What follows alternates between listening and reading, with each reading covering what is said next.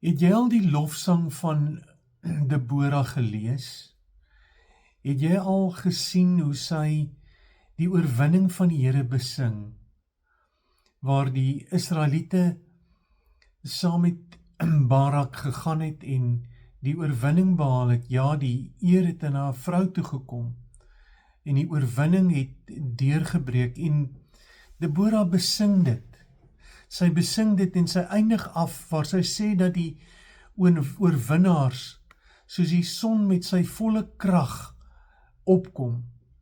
Is dit nie 'n wonderlike ding om te hoor nie, maar baie keer is dit nie vir ons se werklikheid nie, want ons is baie keer platgeslaan en mismoedig en ons voel nie regtig asof ons deel het in die oorwinning nie.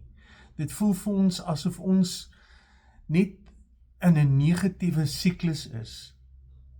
En dan kom die Here en hy lig ons op wanneer ek na hom toe gaan en in my gebrokenheid voor hom buig en besef ek kan nie in myself nie, en ek kyk op na hom, hy wat die oorwinning in Jesus Christus aan die kruis vir my behaal het, en ek sien in hom die oorwinning en hy neem oor en ek begin 'n loflied te sing oor sy oorwinning, nie myne nie, totdat die werklikheid van daardie oorwinning so deel van my lewe word, dat ek weer opstaan in die volle krag van die son en beleef dat daar rede is om die Here te loof en dat my lewe stelselmatig weer in 'n lofsang verander.